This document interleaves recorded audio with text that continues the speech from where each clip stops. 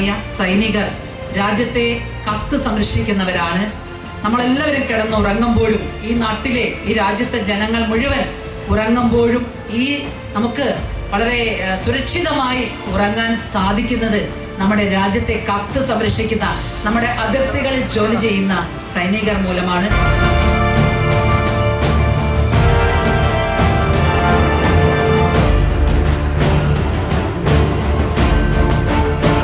എല്ലാവർക്കും നമസ്കാരം. Calicut defence western കെയറിൻ്റെ ഏറ്റവും അഭിമാനമായ ഒരു മുഹൂർത്തത്തിലേക്കാണ് നമ്മൾ കടന്നു വന്നത്.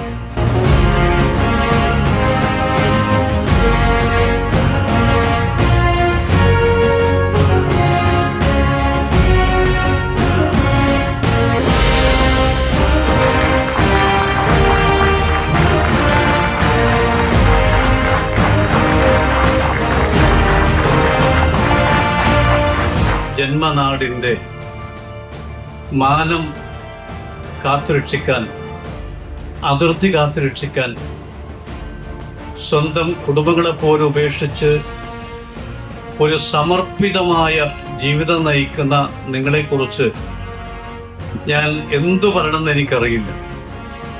ഈ രാജ്യവും ജനങ്ങളും നിങ്ങളോടൊന്നും കടപ്പെട്ടവരാണ് എന്ന് മാത്രമേ ഈ സന്ദർഭത്തിൽ ഞാൻ സൂചിപ്പിക്കാൻ ആഗ്രഹിക്കുന്നുള്ളൂ. കാരണം നിങ്ങളുടെ ത്യാഗം, നിങ്ങളുടെ സേവനം ഈ രാജ്യത്തിന് ഒരിക്കലും മറക്കാൻ കഴിയില്ല.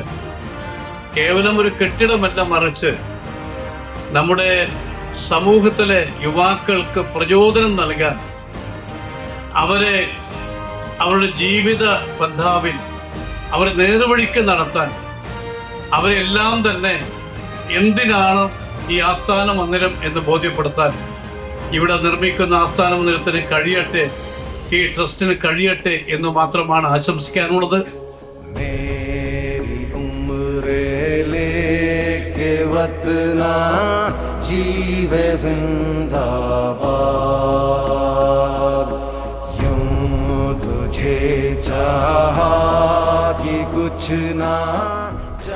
I wish you all a very best of luck.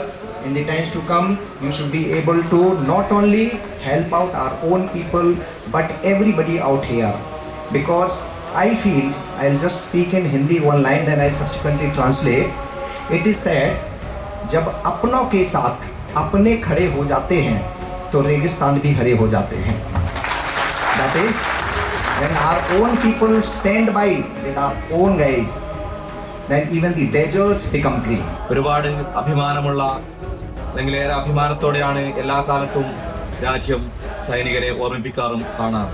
പക്ഷേ രാജ്യത്തിന്റെ നാലതിരുകൾ കാക്കുന്നതിനൊക്കെ അപ്പുറത്തേക്ക് രാജ്യം ഏത് പ്രതിസന്ധി അഭിമുഖീകരിച്ചാലും, രാജ്യത്തെ ജനങ്ങൾ ഏത് ദുരന്തഭൂമിയിൽ പ്രതീക്ഷകൾ നഷ്ടപ്പെട്ട്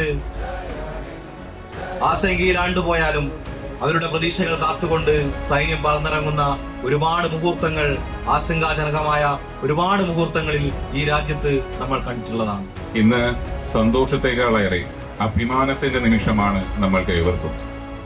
ഒരു വാട്സപ്പ് കൂട്ടായ്മയിൽ തുടങ്ങി ഇന്ന് നമ്മുടെ സ്വപ്ന പദ്ധതിയായ ബിൽഡിങ്ങിന്റെ തറക്കല്ലിടൽ ചടങ്ങ് വരെ നമ്മൾ എത്തി നിൽക്കുന്നത് ഒരുപാട് പേരുടെ അധ്വാനവും പ്രയത്നവും അതിലേക്കാളും ആത്മാർത്ഥമായ സമർപ്പണ ബോധം കൊണ്ടുമാണ്.